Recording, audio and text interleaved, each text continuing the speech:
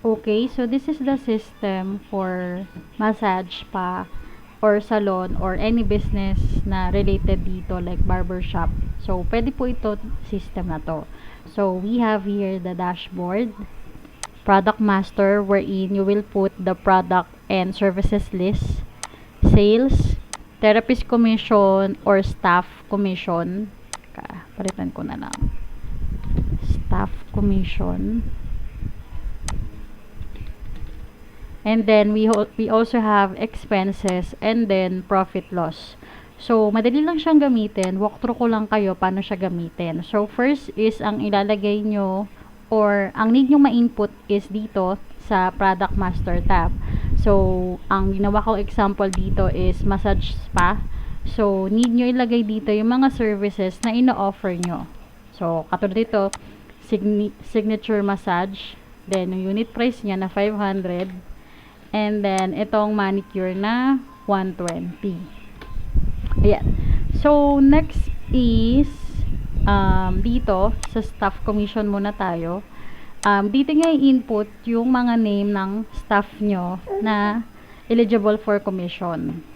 So, ito yung mga sample. So, lagay tayo ng JJ. Kunyari, ang name. JJ. Bakit kailangan nyo muna mag-input ng name dito sa staff? Kasi, para lumabas siya dito sa sales, sa drop down ng staff. Yan. So, ayan. Nandito na si JJ. So, pag hindi nyo siya na-input dito sa staff commission na tab, hindi siya lalabas dito. Sa staff na drop down. Okay? So, dito muna tayo sa sales. So, madali lang mag-input ng sales.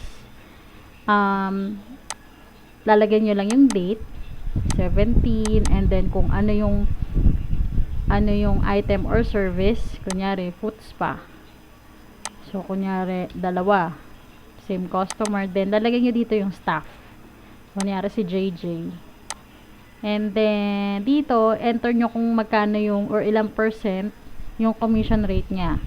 So let's say 45. So, dito napansin nyo, may mga naka-highlight na cells. So, hindi nyo na siya gagalawin kasi may auto-generated formula na siya. Okay.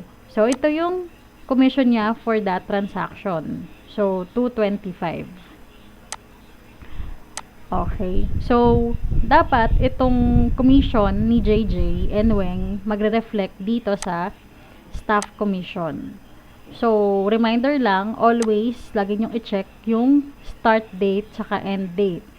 Kasi, kung hindi pasok, yung for example, gusto nyo makita yung data ng April 1 to 17, pero, ang nasa start date nyo naman is, to, kunyari, March 31 to April 2, hindi lalabas. Hindi lalabas yung data na nandito kasi April 17 yung current data na meron tayo sa sales.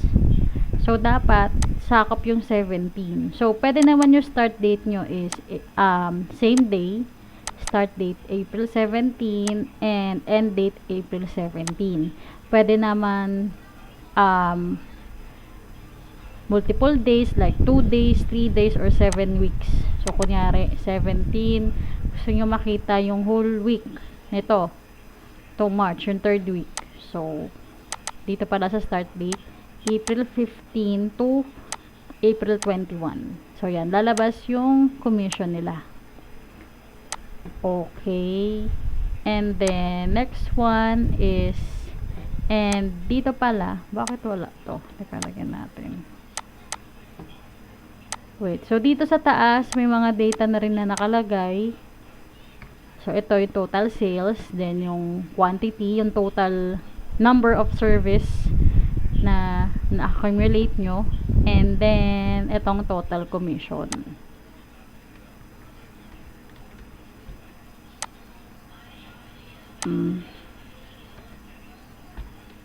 Yan. So, ito yung total commission niya. Bakit time? 475. And then, let's say, gusto nyo lang makita, actually, kung napapansin nyo, may mga filter siya, itong 3 lines. So, pwede nyo siyang ma-filter by date. So, let's say, kunyari marami na kayong date dito and gusto nyo lang makita yung data nung April 17. So, yan, clear nyo lang, then 17. Then, okay. So, lalabas lang yung data dyan ng 17. Or, gusto nyo makita yung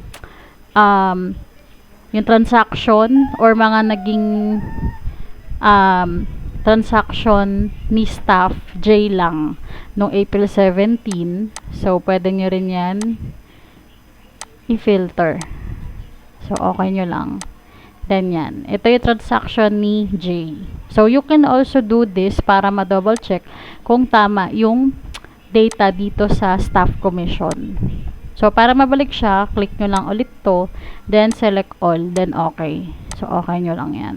Dito rin sa date. Okay, so dito naman tayo sa expenses. So, may mga sample na. So, dito nyo ilalagay lahat ng expenses under your business or kung ano mang expenses ang napaggamitan ng pera dun sa business na yon. So, ito, katulad nito, welding materials. So, may mga drop down din siya. So, para ma-edit nyo yung drop down, itong drop down is expenses category like electric bill, water bill, rent. So, para ma-edit nyo siya, click nyo lang tong pen icon, then add another item. If gusto nyo naman mag-delete, click nyo lang tong trash icon, trash bin icon, then done. Then apply to all. Okay, so gano'n lang siya kadaling gamitin. Then we also have the dashboard. So same lang din, may start date saka end date.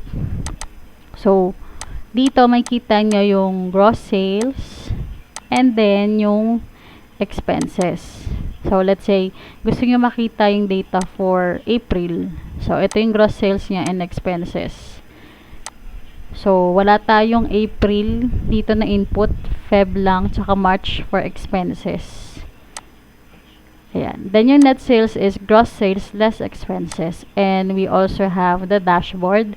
So, dito sa dashboard, pwede nyo makita yung monthly top selling service, yung sales chart, and then yung staff commission. So, naka-pie chart na siya and graph. So, kung marami na kayong month, pwede nyo ma-check. For example, April. So, check nyo lang yan. Okay, so para mabalik, select all nyo lang ulit. So, ganun lang po siya kadaling gamitin. And if you have other questions, just message our page EBIS. Thank you so much for watching.